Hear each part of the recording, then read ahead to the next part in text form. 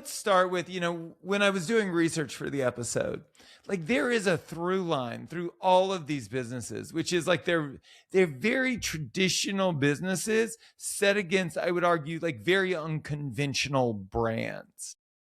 Yeah, I think so. I mean, obviously I've been very blessed to be a part of a number of cult, if you will, call them cult brands. Yeah. Beginning with Starbucks back in the day, and then on to Mod Pizza, which was the innovators in fast casual pizza, and then Voodoo Donut, right? The innovators in gourmet donuts, and now Velvet with their cult following, the innovator in the space with tacos. So yeah, no, I've been very blessed.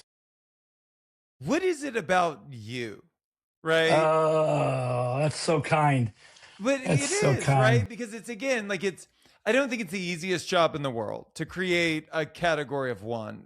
Most restaurants just kind of middle and then they grow through scale, Yeah. right? Whereas like these are iconic brands. And so I would ask you, what do you think on the brand side, right? That attracts them to you? What is it about your worldview? Yeah, I mean, I just dig it, right? It's kind of part of my DNA, right? Brands and there's I think it's hard to define a cult brand. And I speak a lot of people ask me all the time, what's a cult brand? And I think cult brands are not about it's about how you feel when you go to them, right? It's about the experience. When you leave, you feel something about that brand and feel compelled to feel connected to it. And I think that's the difference between being a chain of restaurants and being a cult brand, right? You feel very connected to the brand. Um, and whether they've attracted me or I'm attracting them, I'm not quite sure what it's all about, but it's just part of my DNA. When this opportunity came about, I was like, right on, right? Number one, tacos, right? My favorite food in all the world. And my wife Heidi and I laugh about it because, listen, I was in Starbucks for 13 years, wasn't a huge coffee drinker, became a huge coffee drinker, and then went to pizza, right? Fast casual pizza, and really wasn't a big pizza eater. Then I went to donuts, and donuts are great, and donuts are delicious, and I became a donut eater, and now tacos. And finally, for the first time, I'm like, I can gig on this product. Like, I get it. And so, the taco tastings, all due respect to Voodoo, are a lot more fun than the donut tastings. But yeah, I think for me, it's about, again, having a great brand and then growth, right? And all the brands I've been with, we've grown. Starbucks, we went from 150 to 20,000. At Mod, we went from 1 to 350. At Voodoo, we went from, I think, 3 when I started to almost 30. Here, I came in, we're at 52. Now we'll be at 57. We're 54. Now we're at 57. We're opening 2 next week after next. So, I've grown as well as being part of these really cool brands, and it really attracts me.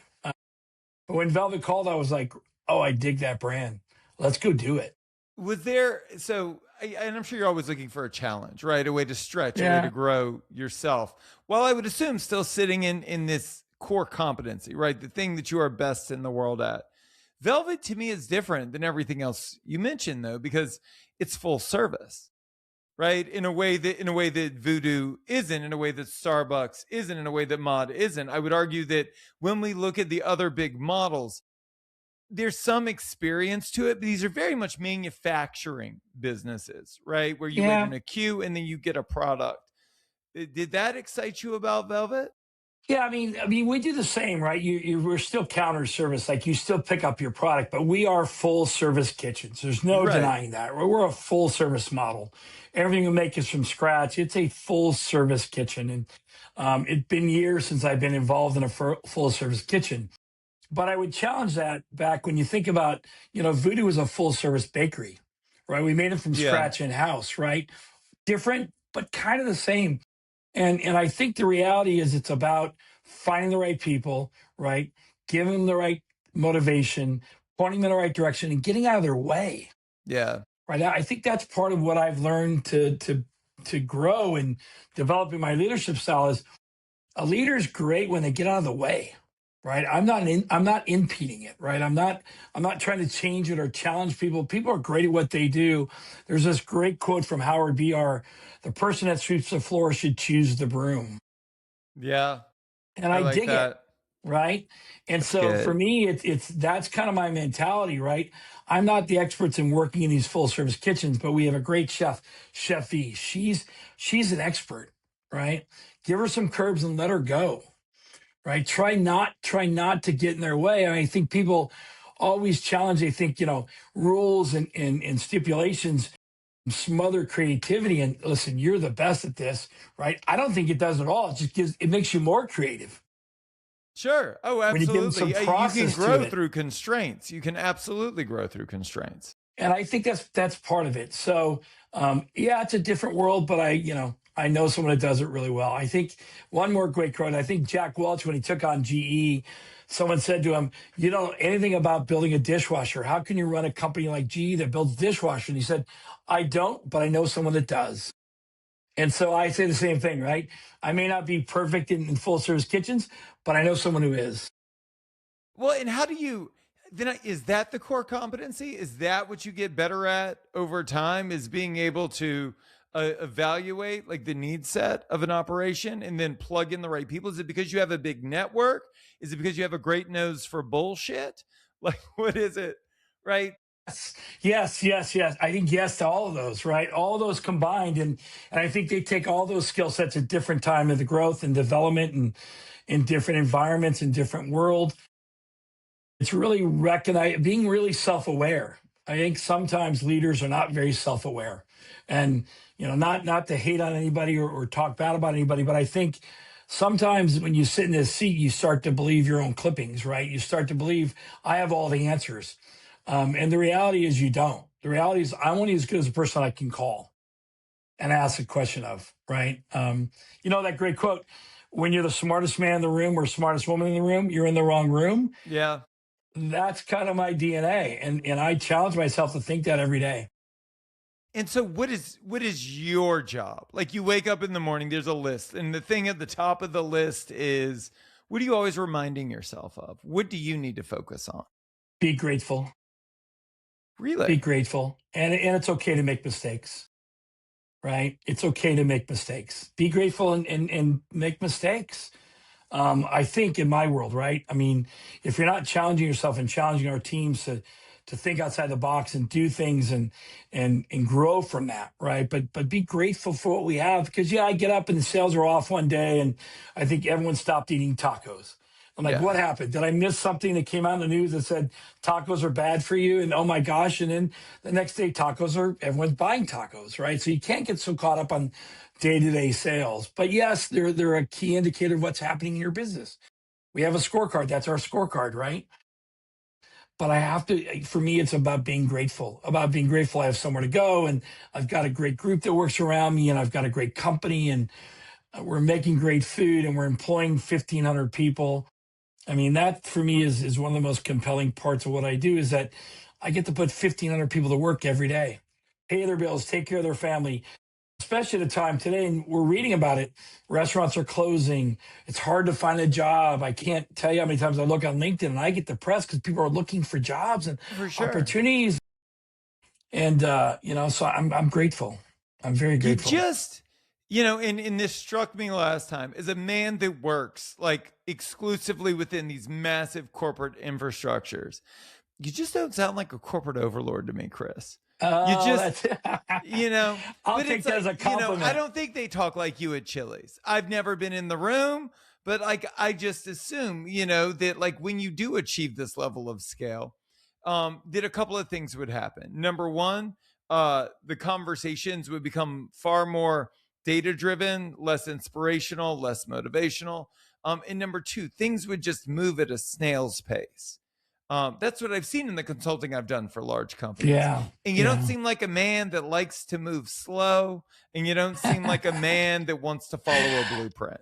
Oh, that's great. Maybe that's why I'm not, at all due respect, Chili's.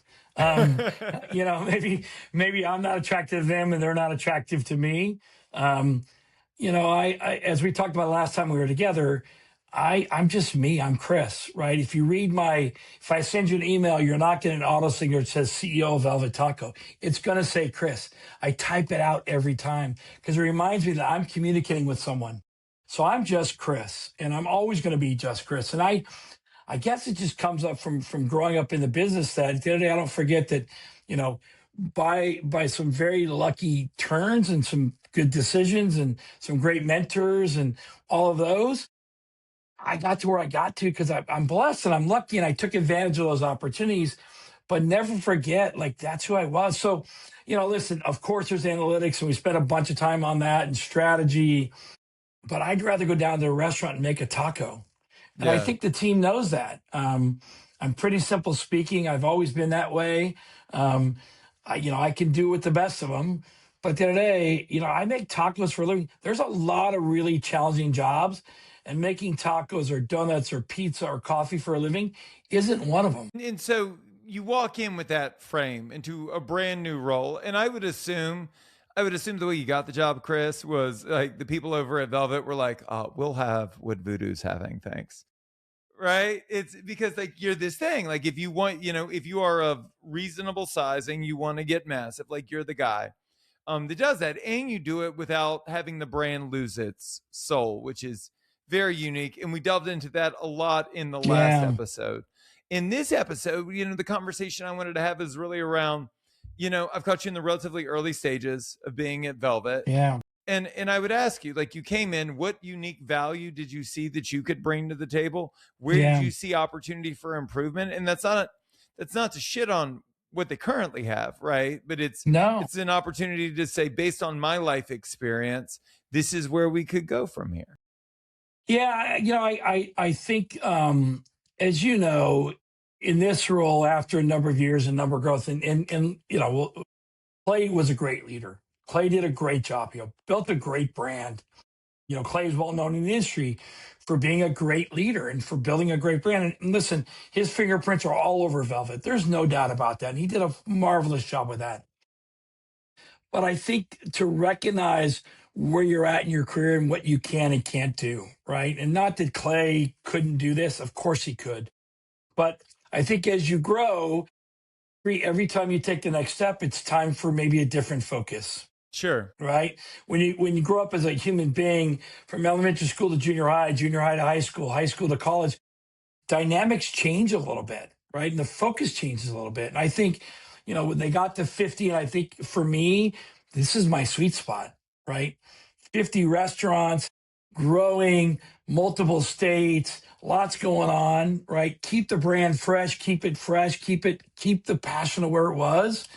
Dude, this is my DNA. This is what I live for. Um, and so when they called and, candidly, very transparently, they called me and said, hey, Velvet's thinking, about would you be interested in Velvet? And I was like, Velvet Taco? Hell yeah. And I went home and told my wife, I'm like, Velvet, now we got to move. We've been in Northwest forever, Seattle, Portland. We're moving to Dallas. And she was from Houston. She's like, right on, let's go. For me, it was about discipline. I think a lot of brands you're seeing it today, getting back to what they really were known for. I think Starbucks is a prime example of that, right? Going back to the experience, right? And no disrespect to the leadership before me. Everyone was chasing everything. And everybody was for a long time because we didn't know, right? Coming out of COVID, we had walk-ins and drive-thrus and ghost kitchens. And now we have dirty sodas and snacking. And boy, you can spend your whole life reading the headlines and you spend teams off chasing everything to try to get that extra dollar. And I think the brands are going to win, and the brands that go back to what they do really well. Can we unpack that? So, I knew you were going to do that. dude, for sure. Oh my God, this is my whole fucking bag, Chris. This is where we fall in love. I knew this you were going to do that. Oh my God. Okay. So, the thing is this, like I specialize in marketing. Yeah. I think everybody thinks I'm going to come into their business and bolt all of this shit on. Right. But that's not what great marketing does. What great marketing does is it strips out everything that's not an essential, creating like this purity of brand, which ultimately, if we've done it right, it makes you a category of one, right? I don't think that people are coming to Velvet Tacos for tacos. I think they're coming to Velvet Taco for an experience, Right. which is really hard to define. So when you came in, how did you decide, this is the Velvet Taco experience in 2026? This is what we're going to sell. Yeah.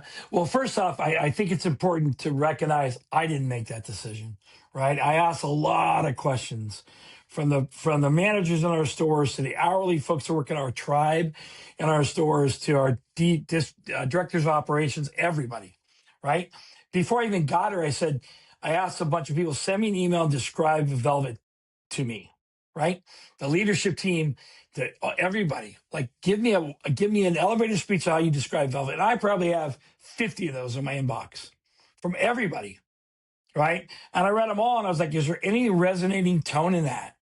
Right? Is there anything that I can pull from that? Because everyone was all over the board, right? But there were some resonating keys that I found from all 50 of them, right? One was, hey, we're all about our food, right? We're all about our food, right? Innovative food, global flavors. Think about your favorite food you've ever eaten and put in a taco, and that's Velvet. One was, hey, the environment, right? Kind of cantina mixed with taqueria, kind of just really a cool vibe, cool environment. One was, hey, the reality is we have 1 million followers as part of our in our Velvet Room, right? In our loyalty program, we have 1 million people sign up for our loyalty program. These are people that have chosen to be part of the brand, right? 1 million followers. I mean, that's huge. That's a lot, right? Oh, for sure. And they're important to us. And how do we communicate with them? So all of those kind of resonating through. And then I heard sometimes from our operators, and it's super complex. It's super complex, right? We've got all these tacos from all over the place. We do a WTF, which is a weekly taco feature. For those who don't know it, we laugh at people who run LTOs. We're like, well, that's really cute because we do an LTO every week, right? So it's really cute to do it every month. Good for you. We do it every week. So that's super complex. And how do we streamline that a little bit in the restaurants to make it less complex for the operators, less complex for our customers, our guests, right? So those are all resonating tones. And so when I came in, it was a lot of, and I'm still asking, I've been here 4 months, right? I'm still asking the questions around, hey, what doesn't work? I get what works, what doesn't work, right? The very first thing I ask every GM when I call them, and I call the GM at least once a week, at least 2 or 3. I call them just randomly. And my first question to them is, what's the last mistake we made? And they all laugh at me. I'm like, no. Tell me what the last F up was. Like, what was it? And they'll go like, hey, we ran 3 promotions in one day. Hey, this WTF was too complex. So all of that, right? And for me, it's not about, it's again, magnify what we do well. And exactly your point, shred the stuff that we don't do well. Right. Just take because it out back and shoot it. I mean, what's the point? All right, because we've been talking to ourselves. We've been talking to ourselves like, hey, we need that. Okay, but why? Right? So as an example, and I'll give you a little key, we've done sangrias forever in the stores. They don't sell very well, but we make them from scratch in the store every day. And all the GMs are like, Chris, we make these sangrias, but no one buys them, but we make them every day because we think it's part of the brand. And I'm like, okay, well, just stop making them. Right? We'll bring them back in the summer. We run some Spanish tacos. We'll make it part of the, but just stop it. So those small things that I think move the needle. But again, getting back to the experience of what we do really, really well, which is great tacos, great margaritas, and that's our core. And then exploring, how is our queuing? How's the wayfinding? You know all this. I mean, from your world, right? You've got to make wayfinding and queuing and customer journey important. And I take all that background from when I came at Starbucks, all that through that's as important as the food.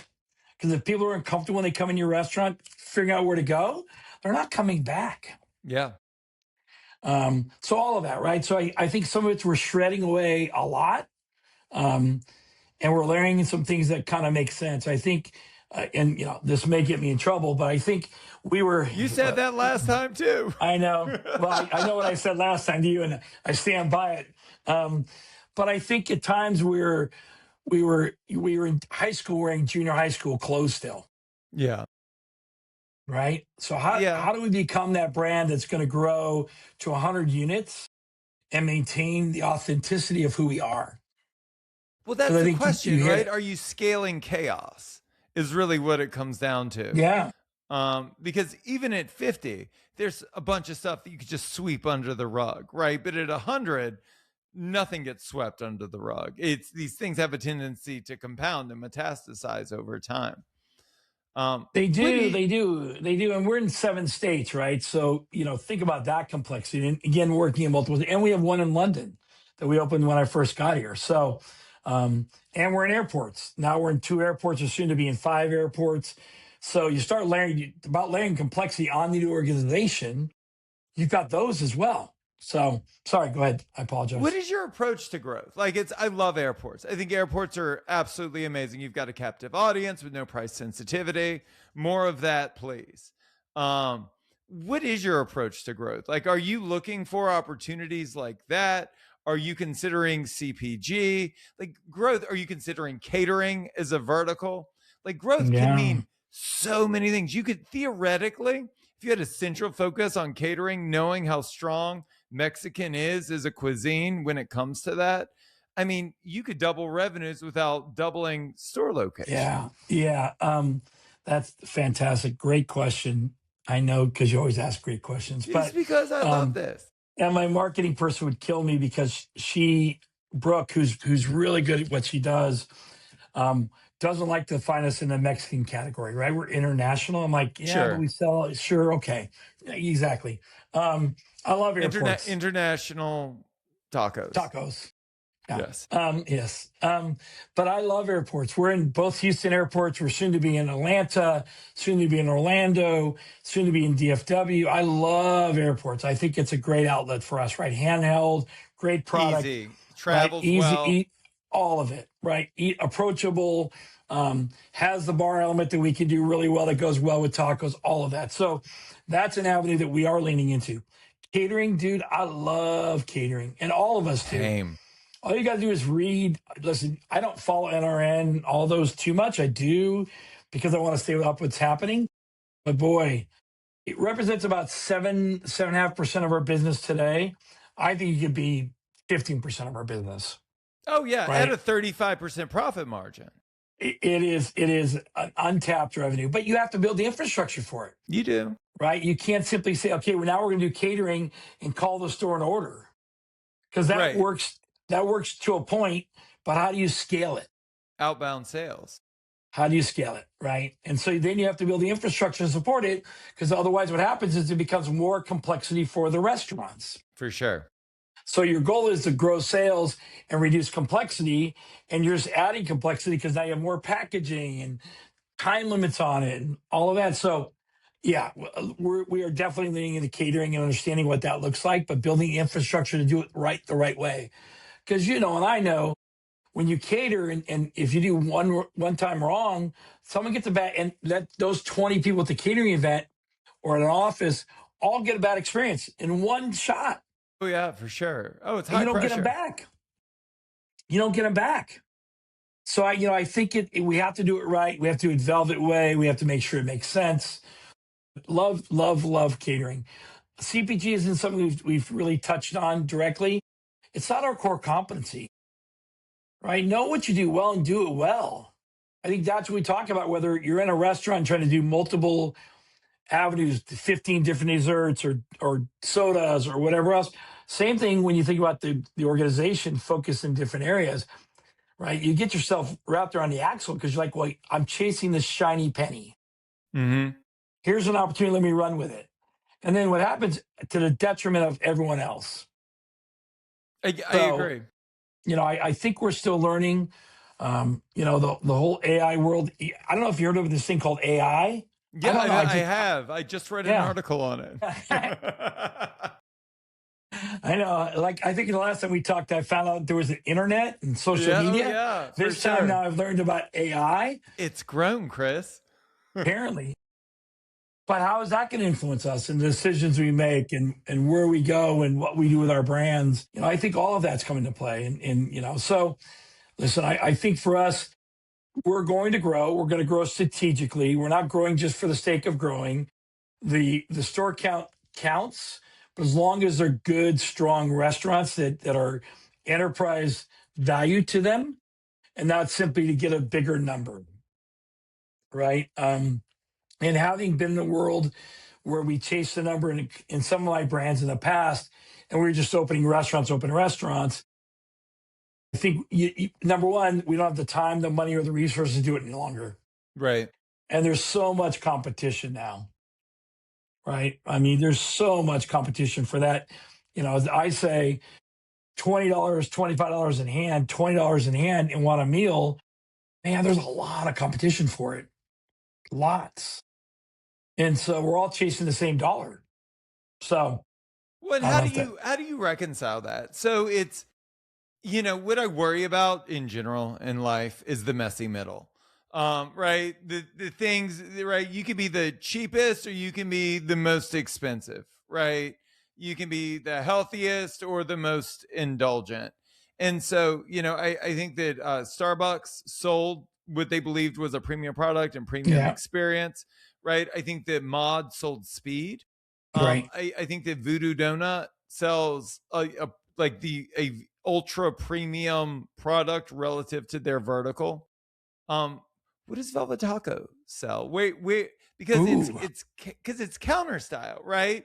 And it so is. you could easily get swallowed into the abyss that fucking Chipotle and what is it, Sweet Green is trying to crawl out of right now. Oh, Um, those poor guys. oh Those my poor guys. god, dude! You know what the problem is? You can only Oh, charge so those much for a salad, Chris. those poor guys. Oh my Man, I god, don't want to. I don't want to be in that room. I mean, that's no, a room I do certainly not want to not. be a part of right now. And they'll figure it out. Lots of smart people.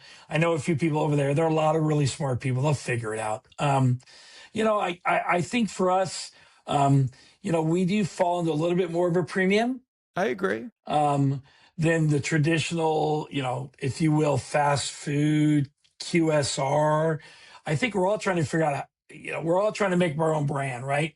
We went from QSR to fast casual, right? I think Mod was part of that changeover to fast casual, I agree. right? Now there's elevated fast casual, the Kavas of the world, right? Elevated fast casual. What does that really mean? Not casual dining. You don't want to be fast casual, but you want to say, okay, we're a little elevated from that. I would put us in that same category. People ask me all day long, like, who's our number one competitor? And I shock people because I'm like Kava. Yeah, I I see think that. I Kava's, totally see that, I Chris. think Kava's our number one competitor. I agree. Elevated food, great environment, focus on the quality, what you're getting.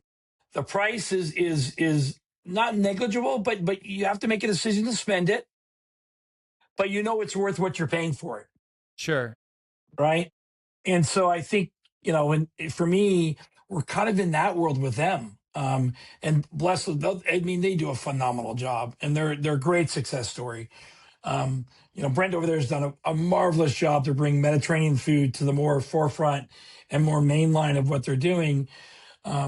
For us, I think it's really breaking out again. That we talked about not Mexican, but this international flavors of what Sure. the spicy tikka is our number one taco. Now, who puts spicy chicken tikka in a taco? Velvet, Right. right? The We're doing taco is the vehicle, right? It is. that's it. That's it. Flour, corn, or lettuce wrap, right? We'll put it in any three of them. But, next week, we're running a fried catfish. I think this week next month, we have a Korean fried chicken, a bulgogi beef, double stack beef, a blackened pescado. Who does those kind of tacos? Well, Velvet. Sure. And I think you're willing to pay for premium when you know that it's made fresh. Like everything we do, I'll tell you, Josh, that's the thing most surprising when I came here. We talk about a full service kitchen. We are a full service kitchen, like full service. Our elote comes off the cob. Like literally, we grill it, slice it off the cob. Our chicken comes out of breast, and we actually pull by hand. And I'm like, holy cow, this is amazing. And I think you taste it now. yeah, And I think some of the fast food guys are chasing it, right? This whole hamburger war that's happening today, that's all about, oh, our burgers are fresh. Yeah, I hope so. I mean, if they weren't, Yeah, right. what Right was now, going on last week? right. You know what I mean? But I think people are sensitive to what they're eating.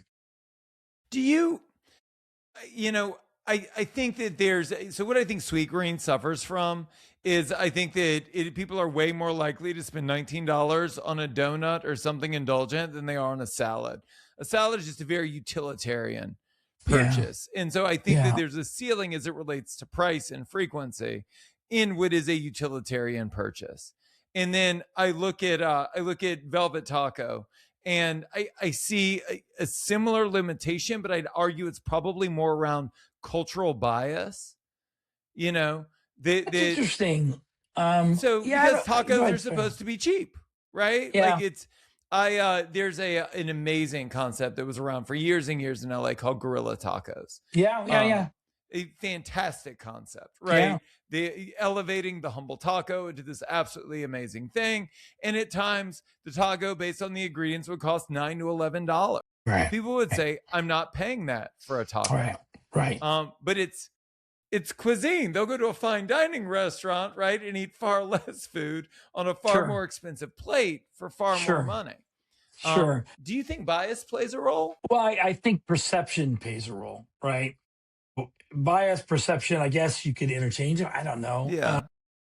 Listen, our average taco, I think number was out about $6, right? So are we pushing the ceiling? Maybe. I don't know. I mean, compared to our competitors, so I won't mention, right? Who just scoop and serve. Sure. Let's call it what it is. It's a scoop and serve. More cafeteria style if you want, versus made fresh, grilled, waiting for you, made for you and only you. It's a little different. But are we in line with pricing with them, with the others? Yes.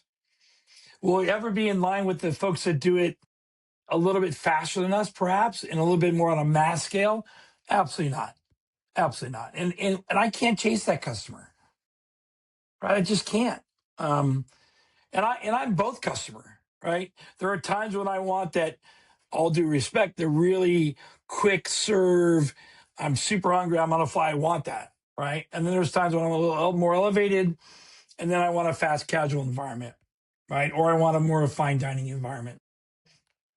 I think that's what we see now today is you know, there's been this space a long time.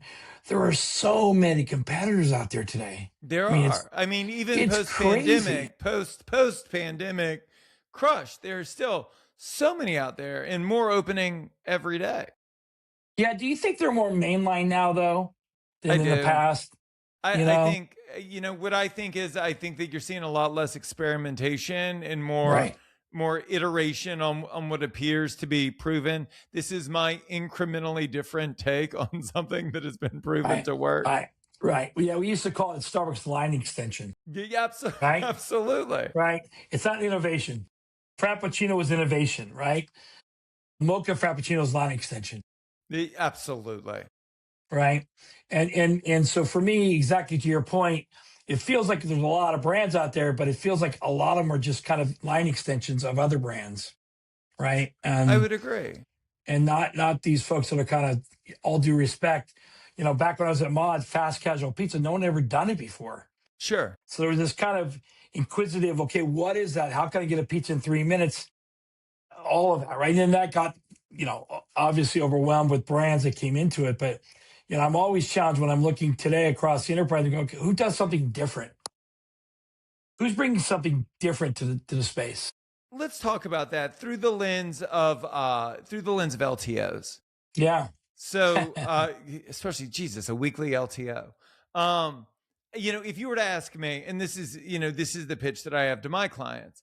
The LTO is going to bring in a handful of people. That's not really the point of an LTO. The LTO is to say, we're not dead. We're still here. We're still alive, right? Because people don't have a loyalty problem. They have a memory problem. So it doesn't even matter what I talk about as long as it is of interest. Hold on. I got to write that down. They don't have a loyalty program. Say that again. I'm writing that down. They don't have a loyalty problem. They have a memory problem. Thank you. I'm sorry. I had to take a step away from the podcast just to write that down. I think that people are busy. I think that people have spouses and careers and children and obligations. And I think that people think about their favorite restaurant in the world. Fucking never, Chris. Yeah. Never. And that's their favorite restaurant. You're probably not their favorite. You're probably like their fifth favorite, right? Right. So what chance do you have? And so when I look at LTOs, I think it's an opportunity to say, we're still working for you. Right. Look at what we made for you. And it doesn't matter. Shake Shack will email me about their truffle burger. I I don't like truffle. It's just not my bag, Chris. It turns my stomach. But when I see the email, I think Shake Shack generally sounds good. I'll go in and get what I always get, you know? Yeah. Yeah. For us, it allows us to continue to be innovative, allows us to let you explore different parts of the world, different cuisines that perhaps you wouldn't try.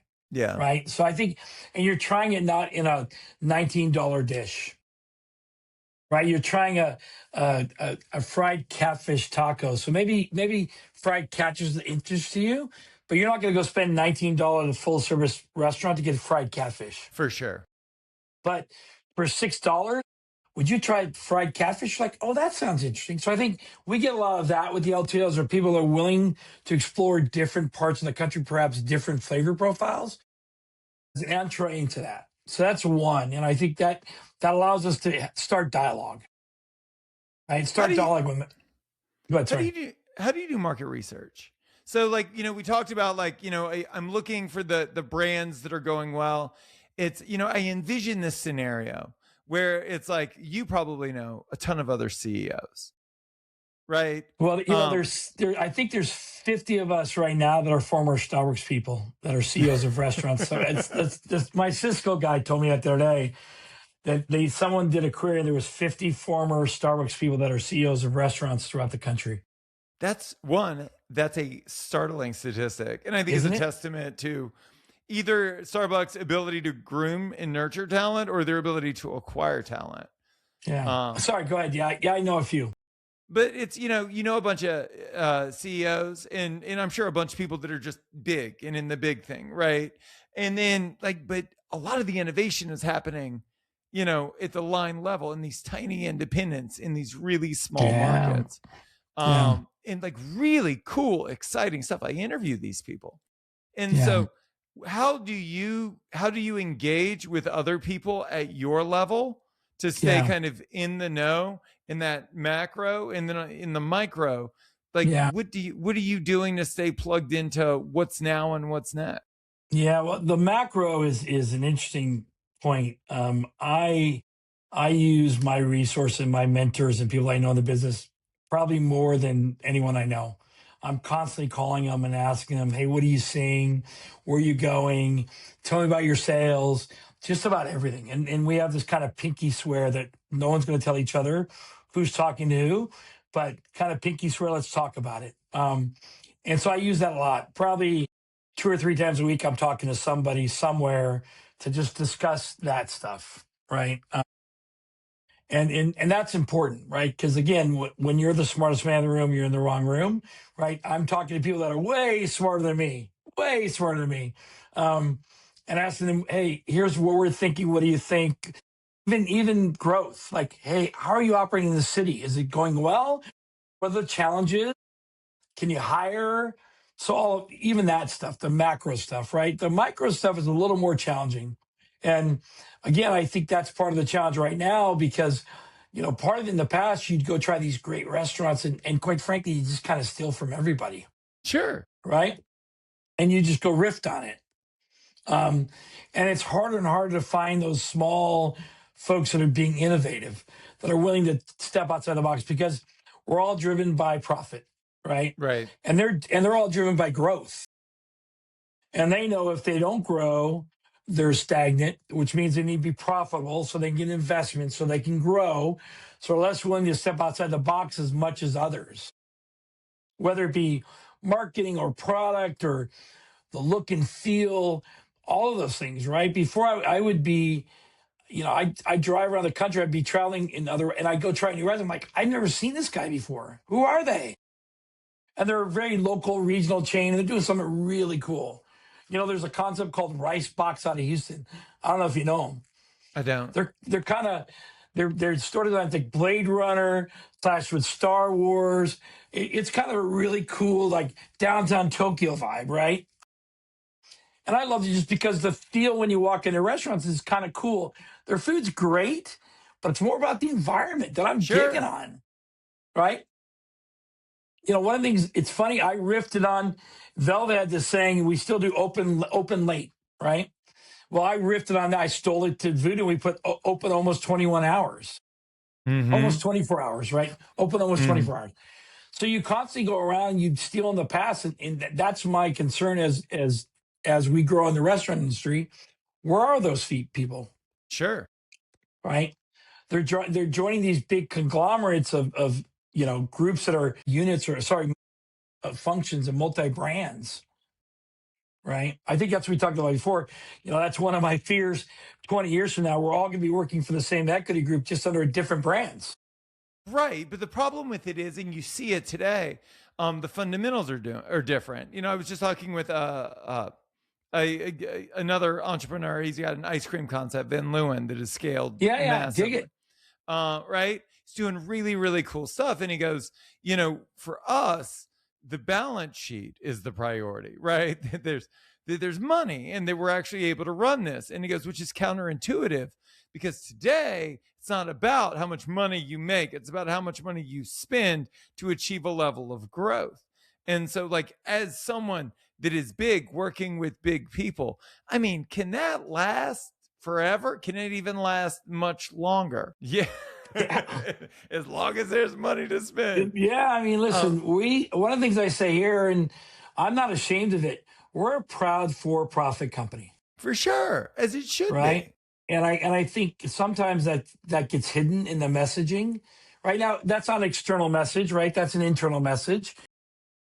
But we have to. And it was one of the mission statements of Starbucks, right? Proud for-profit company. So it doesn't. It's not the number one priority. It can't be, but it has to be one of the priorities of the company, because otherwise the music stops. Sure. And so I love that portion of it, because yes, obviously, as you grow, that's the most important thing. And everyone's looking, especially small brands, because they can only grow so much on their own. Sure. And now they need some help. Only way they become attractive to what they sell, they only grow because their balance sheet says there's opportunity. Right. And people aren't willing to take as much chance on a really cool brand that doesn't have a really good balance sheet, as Is perhaps that in the past. is that what you think the advantage to Velvet Taco is? Is that it's a great brand, but it's also a good business fundamentally? Yeah. Yes. Yeah. Great food, great brand, good business. And Soon to that's be a really great business. and how long do you think it takes? I mean, when you assumed the role, was it like You're going to ask some really challenging questions now. You're going well, to get me in it's because trouble. I don't have you in front of me that often. You're And going to it's, get me in trouble. I just well, but I wonder, is it like, these are my goals going into it, and I think I can get it done in the next 5 years? Is it, Yeah. Listen, like, again, how do this you, is like, this is a what kind of really strong horizon do you business. set? Yeah. Yeah, this is a really strong business. And the numbers indicate it's a really strong business. Right. We're about $2.8 million AUVs. These restaurants do really well. And That's the business is very crushing. strong. It is. It is. And the business is very strong.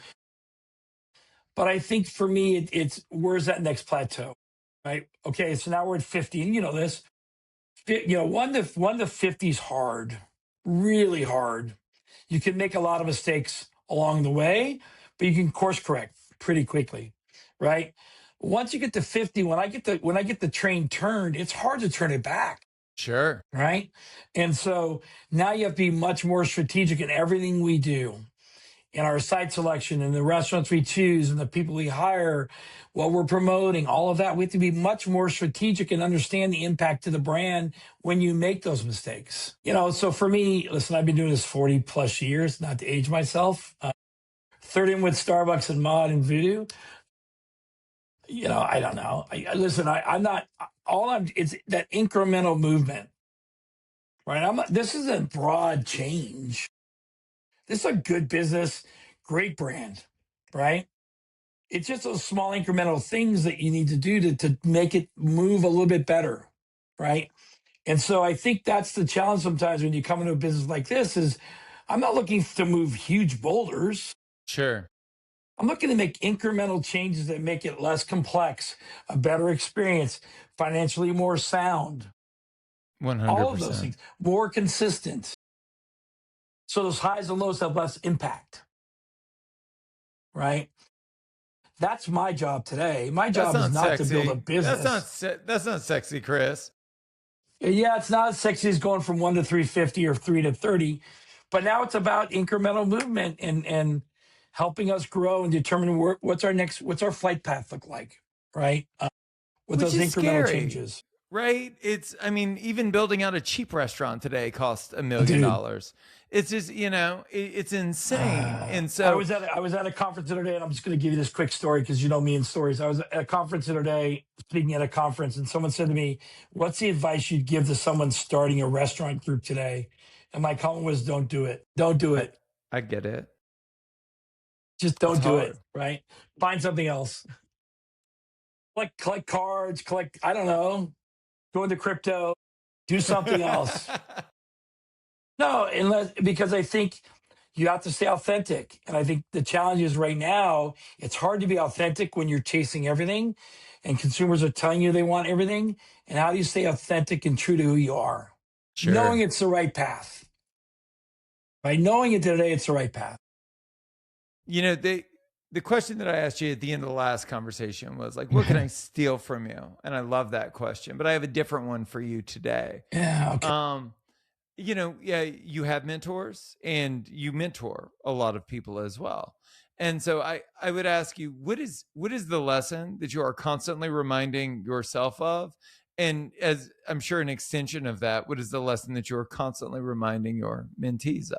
Yeah, I'm going to go back to before. Be grateful. Be grateful. Just be grateful. Be grateful for what you have and where you've come from and where you're going. And don't be so hard on yourself. I have to remind mentors and mentees and even myself every morning. I think I shared this. I write down 3 things I'm grateful for every morning. I think I shared that with you before. I still do it to remind myself to be grateful because you just saw caught up in the highs and lows of the business and the highs and lows of life. And but it's a blessing, right? It's a blessing. We work in a business that feeds people. And I found a career in a business. This is my career. Like I'm a restaurant addict. Like I can't, someday someone's going to run a group where I can go relieve myself from. I don't know. So that for me, that's the one. Be grateful and don't be so hard on yourself. And I think, and this consulting, owning your own business, right? Sometimes you're your worst critic, and you have to remind yourself sometimes you can make mistakes. You're going to win. You're going to lose. Don't be so damn. And so, yeah, those are. I'm sorry, I'm soapboxing now, but yeah, be grateful and don't be so hard on yourself.